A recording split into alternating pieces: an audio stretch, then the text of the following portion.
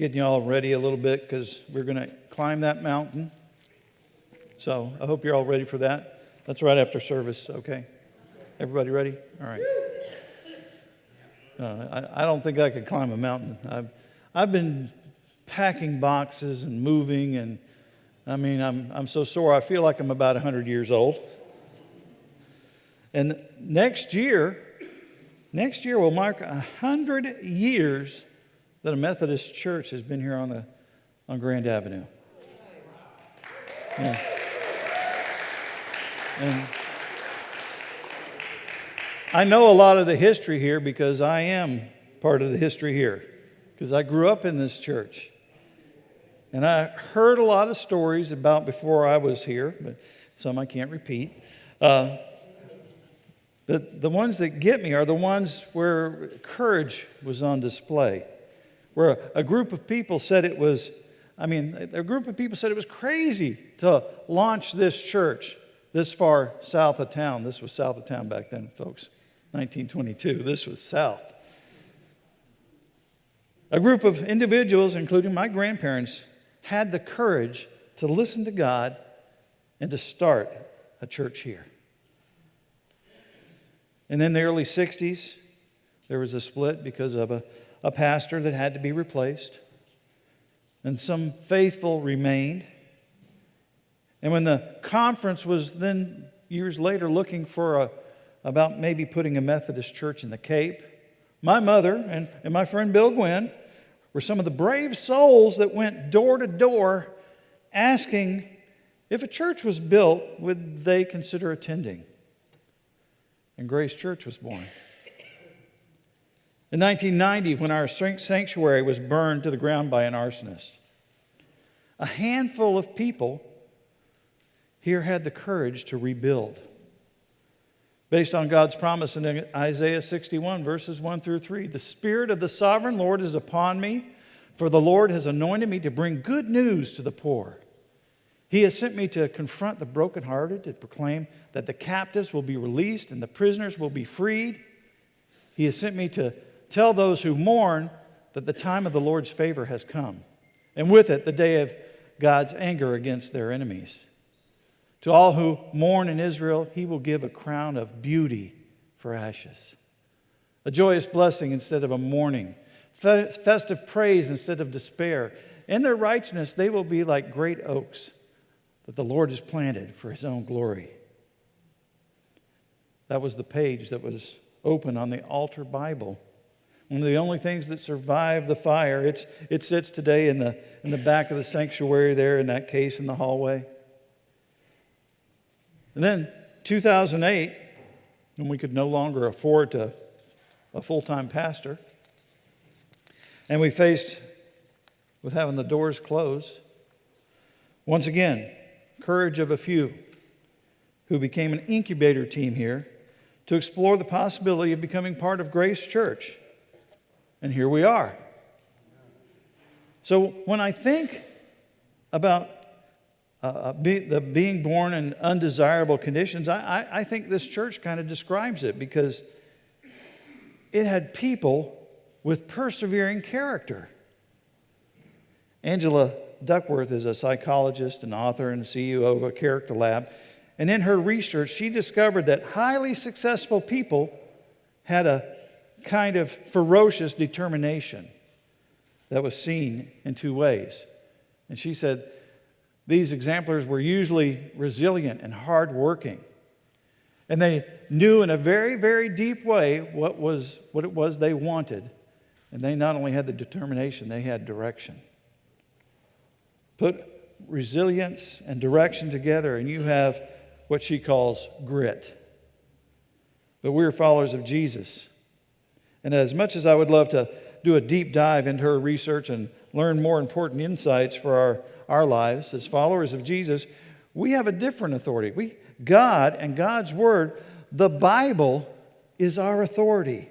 So when we were considering stories of amazing people, and today women who overcame overwhelming obstacles with a deep trust in God, with ferocious determination, they had resilience and they had direction. And we too are going to call this grit. And the first of the amazing determined characters from the Bible we're going to consider is two lesser-known Bible characters from the beginning of the book of Exodus, Shiphrah and Puah, who we are introduced to in Exodus chapter 1. And to help us better understand the Bible here, let's get the telescope zoom out and look at the bigger picture of the Holy Scripture before we get a microscope and look at Exodus 1.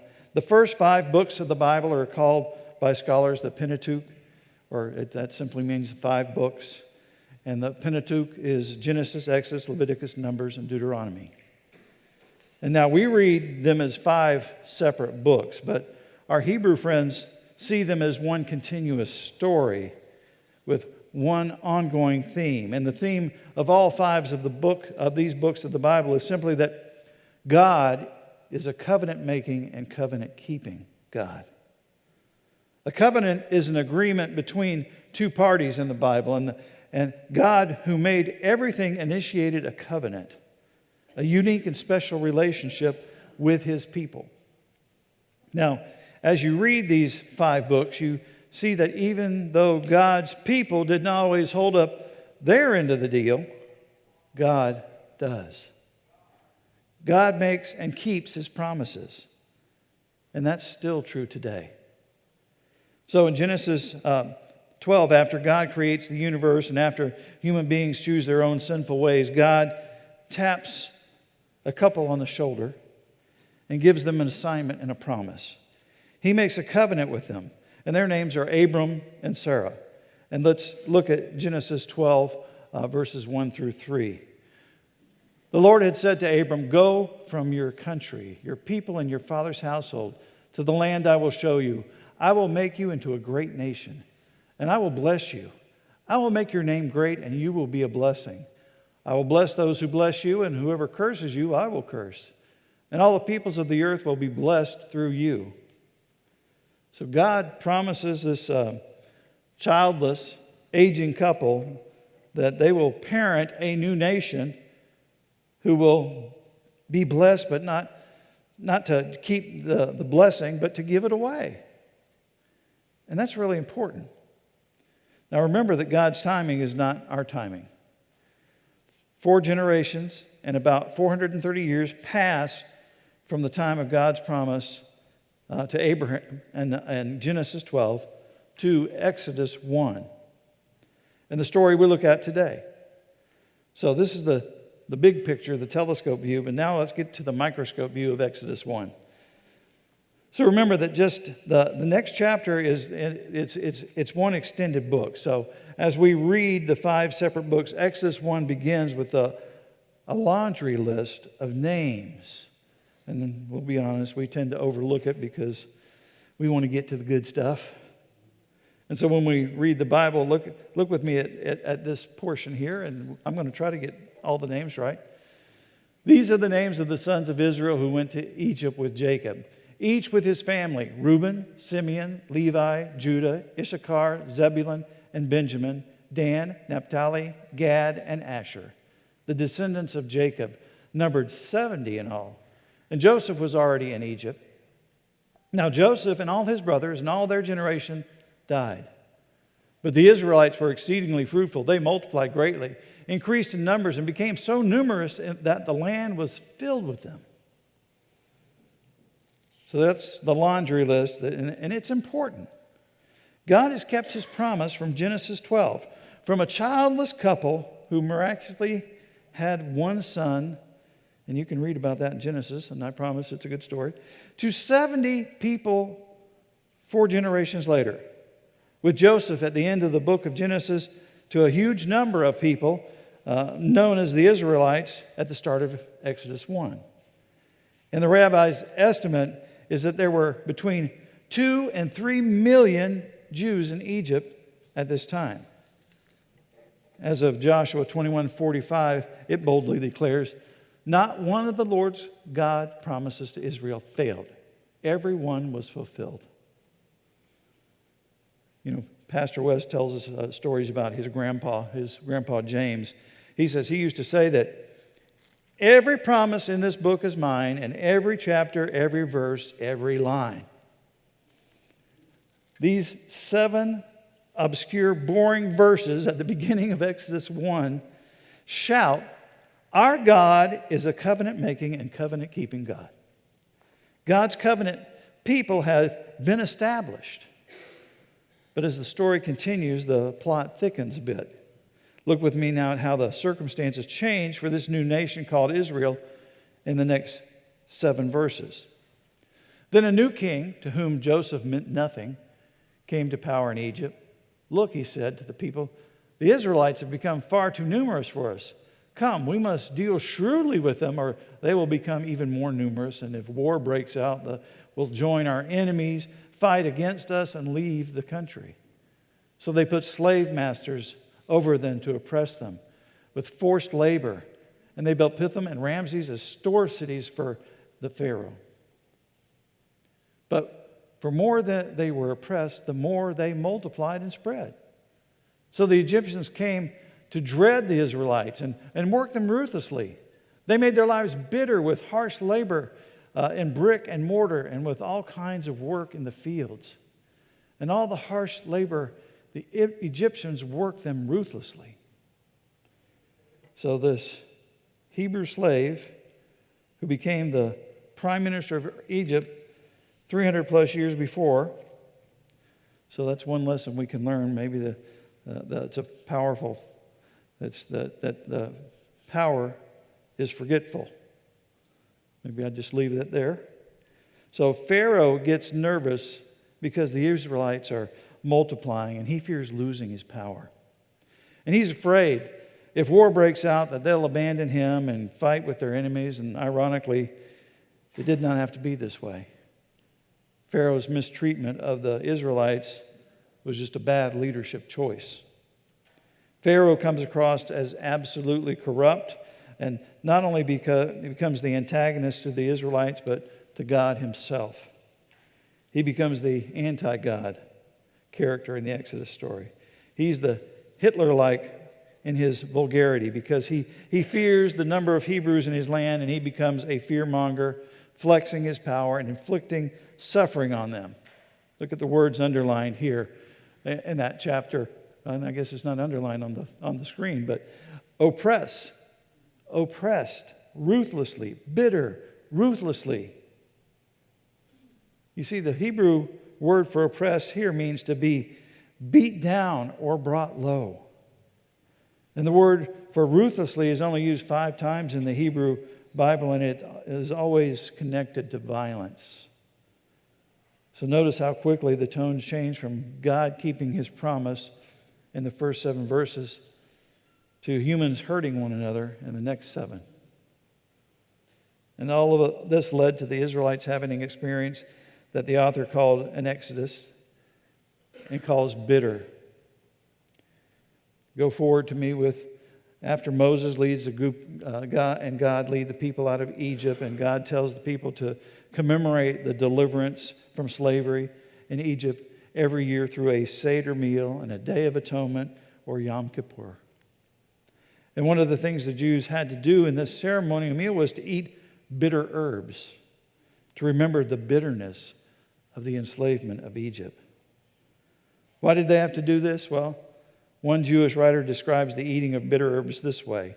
He says, so when we're done, we take out the Passover foods to eternalize the feeling of freedom through our very actions. When we eat the bitter herbs, the bitter taste grants us an appreciation for the hardship of our forefathers endured. So remembering this bitter experience in Egypt keeps internalized through the very taste of bitter herbs. Now, when we take communion, we both recall the bitter experience of Jesus on the cross, and we internalize his suffering through the bread and the cup, his body broken and his blood poured out. So think of it this way. God forgives and God forgets. But we forgive and then we remember in a new way. We understand that remembering our bitter experiences can be transformed by Jesus. Bitter experiences, whether they be self-inflicted or inflicted by others, can be redeemed by God and remembered in a new way. So let's go back to the story in Exodus 1. Things are bad for the embittered new nation of Israel? And how do you reconcile the Israelites' experience with God who makes and keeps his covenants? More specific, what do we do now with God's promises clashed against the world's ruthless oppression that leaves us bitter? And I believe the story can help us, because the bitterness the Israelites are experiencing gets turned up considerably by Pharaoh. And in the midst of this, we have two courageous, gritty women who model for us furious determination and who can help us look at the rest of the story. Exodus 1:15 through 22. The king of Egypt said to the Hebrew midwives, whose names were Shiphrah and Puah, when you are helping the Hebrew women during childbirth on the delivery stool, if you see that the baby is a boy, kill him. But if it's a girl, let her live. And the midwives, however, feared God and did not do what the king of Egypt told them to do. They let the boys live. Then the king of Egypt summoned the midwives and asked, "Why have you done this? Why have you let the boys live?" The midwives answered Pharaoh, "Hebrew women aren't like the Egyptian women. They are vigorous and give birth before the midwives arrive." So God was kind to the midwives, and the people increased and became even more numerous. And because the midwives feared God, he gave the families of their own. Then Pharaoh gave his order to the people, "Every Hebrew boy that is born you must throw into the Nile, but let every girl live."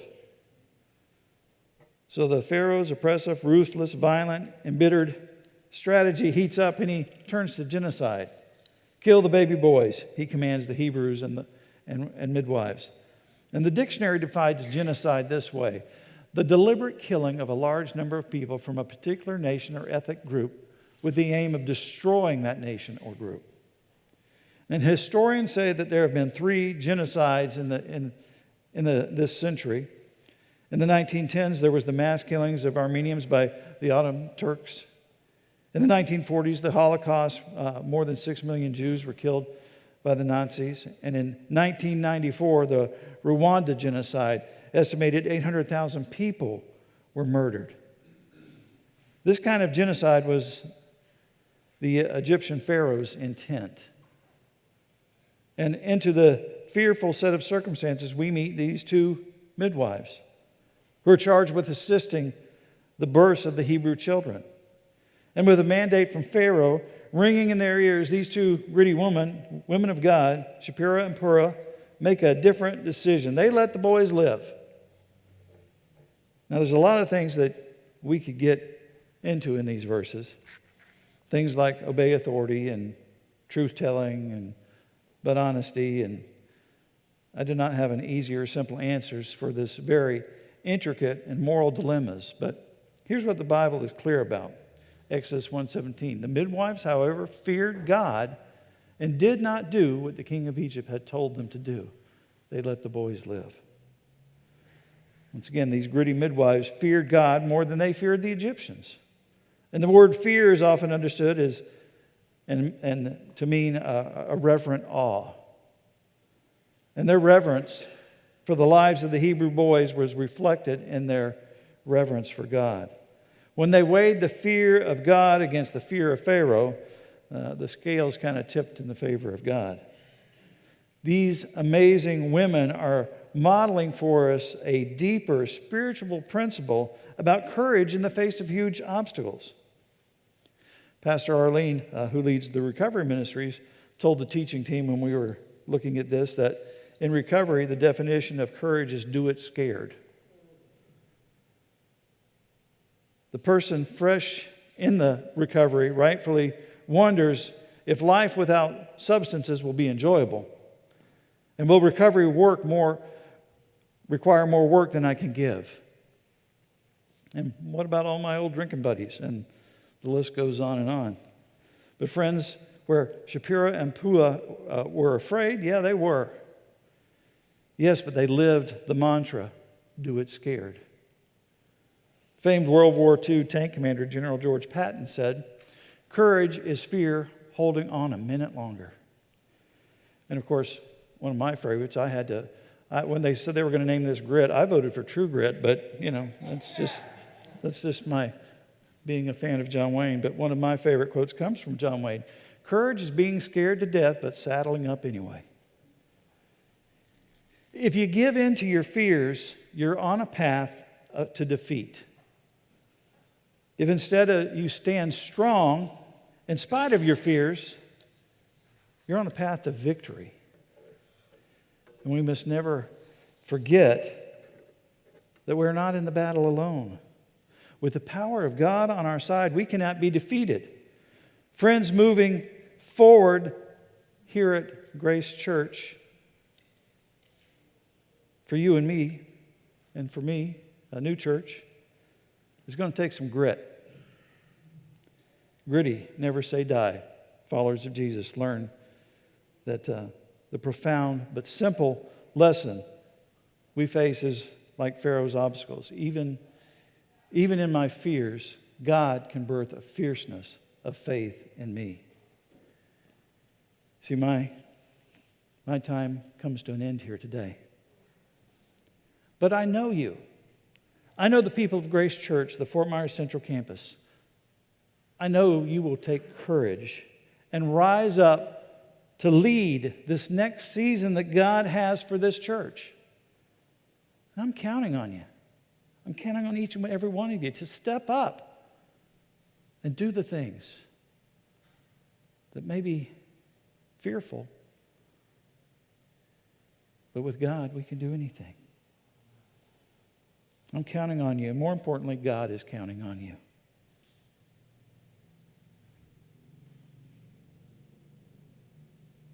Folks, you can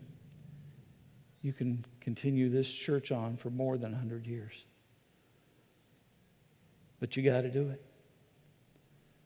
Don't be afraid. God's with you. And He's going to show you how. I'm going to invite the band back up. They're going to do one more song for us. And as they come, I would ask you to maybe during this next song, spend some time in prayer. We need to pray for the next steps in this church, the next chapter in Grace Church, Fort Myers Central Campus.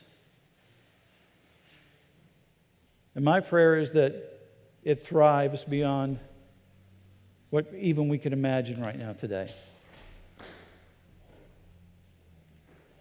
I'll ask you to pray for me as I go to a new church, as I'm going to be praying for all of you. And I'm never going to forget you. You folks are in my heart. Love you.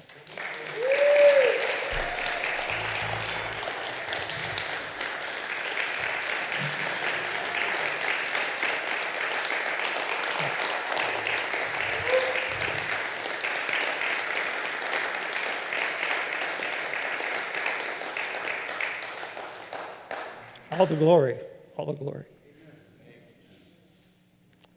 So spend a time in prayer. What is God calling me to do? It may be hard, but what is He calling me to do?